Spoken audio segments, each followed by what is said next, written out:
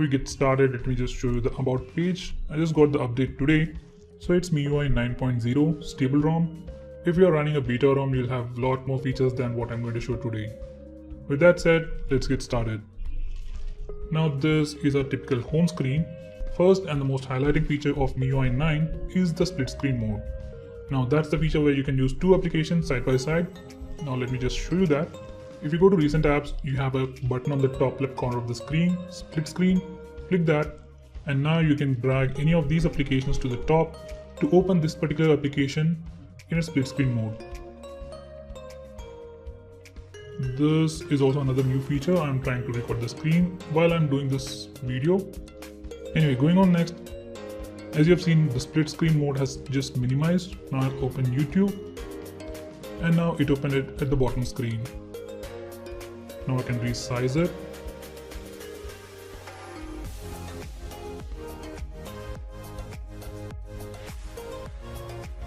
If you go to home screen, again it goes to the top. When you click another application, the second application gets replaced. Now you can do all the way up to replace the secondary app as your primary application. Next, you can do the same thing once again to open these apps. By the way guys, all the apps doesn't support split screen mode as of now. So to fix that, open settings, scroll all the way to the bottom and select about phone, click on the MIUI version 7 times. Once you do that, developer options will be enabled, so just go back and then select advanced settings or additional settings. Scroll all the way to the bottom, you have developer options over here. Now scroll all the way to the bottom and make sure you enable force activities to be resizable. Once you do that and restart your phone, you will be able to use all the applications in the split screen mode. Normally you won't be able to open Instagram in the split screen mode, but now you can do it. That is pretty much it for that. Now the next feature is a power saving mode. Let me just show you that. Let's go to settings, then battery. Okay, now once you're in battery, select manage app battery usage, then select scenarios. Now once you enable this toggle, while you're sleeping, your device will save a lot more battery than it normally does. Now that's not something you can see immediately. Anyway, the next best thing is the new app launch times. So let me just clear the RAM first. Okay, now the RAM is cleared, all the apps are out of memory. Now I'm opening stock apps like phone dialer, messaging, settings. As you can see, there was a slight bit of delay. But once you open them from memory, they open in a snap. So they might have improved just the animation timing, but the animations felt much more smoother here. So that's the next big thing. Well, there might be small changes in the app load times, like when you open an app for the first time, but for the most part, it opens the app quickly if it is in the memory. By the way guys, memory management sucks big time. I'm still testing it, but I'll let you know in my final review. Going on next, we have some new home screen customization options. So to get started, I'm going to do a pinch gesture. Now I can select multiple applications at once by selecting them. And now if I want to move them, I can press and hold or touch and hold, and I can move them to any home screen. Earlier we used to swipe to the right side corner of the screen to move to a different home screen, but now we can do this. Let me select those apps once again. There we go. So that's one new thing. Next, if we go back, we have the regular wallpaper, widget panel, and we have something new, that is the settings. From here we can change the transition effects. You can select anything you want.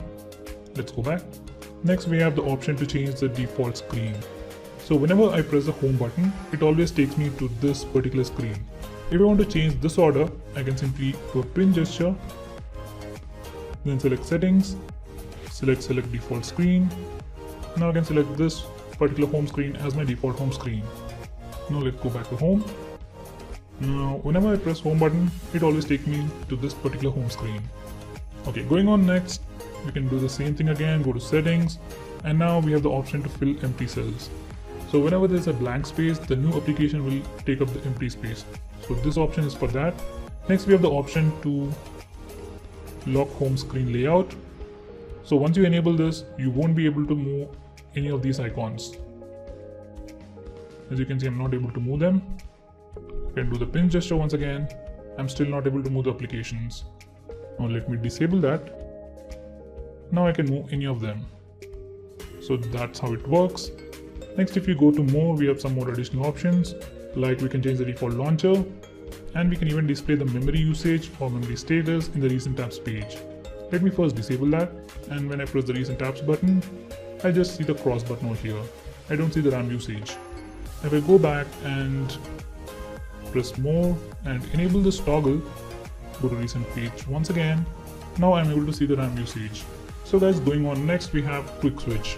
Let me just open up Play Store, YouTube first. Play Store, YouTube. And now that it is here, if I want to quickly switch to Play Store, earlier we used to go do this. But now I can double tap the recent apps button to quickly switch between the last application. Going on next, we have silent mode. Let me just go back to the home screen first. Whenever you press the volume down button or volume up button, you get this new window for silent mode.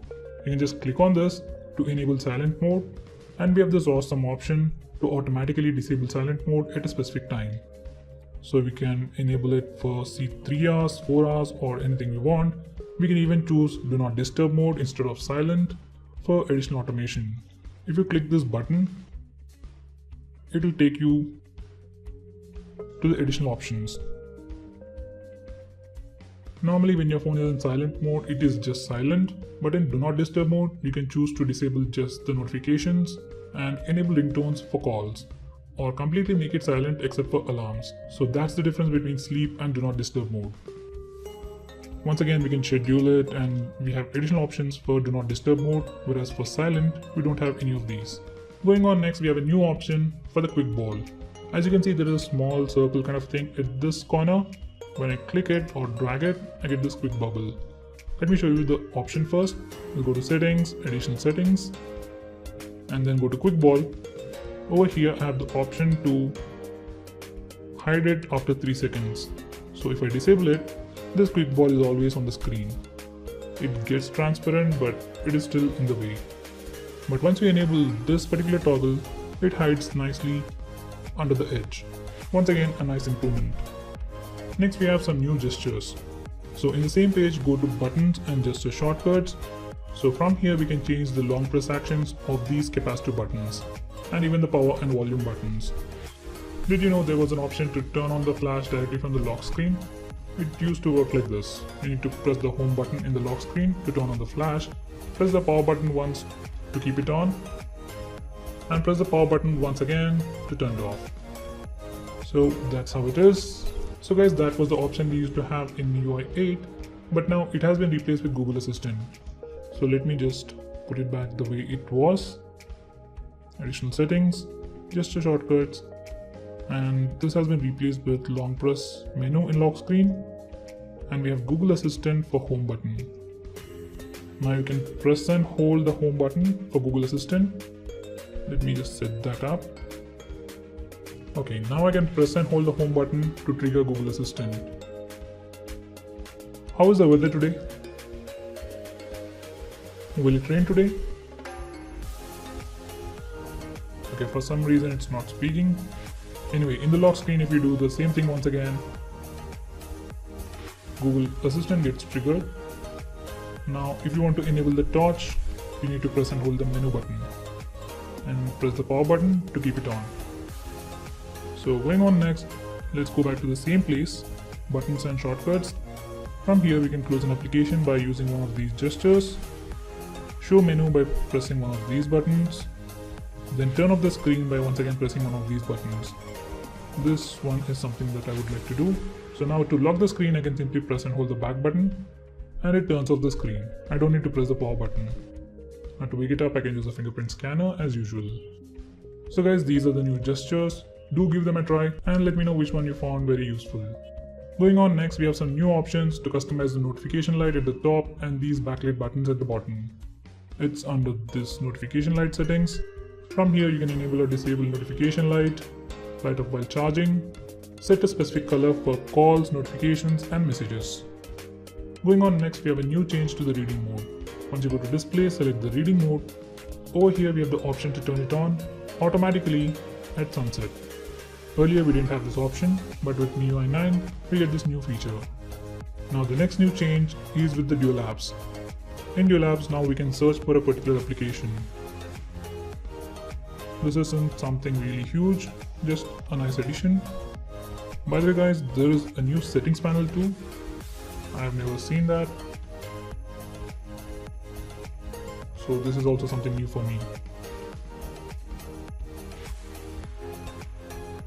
Going on next, if you're someone who uses battery mode or battery saver on your phone, we have an option to enable it automatically and disable it automatically too.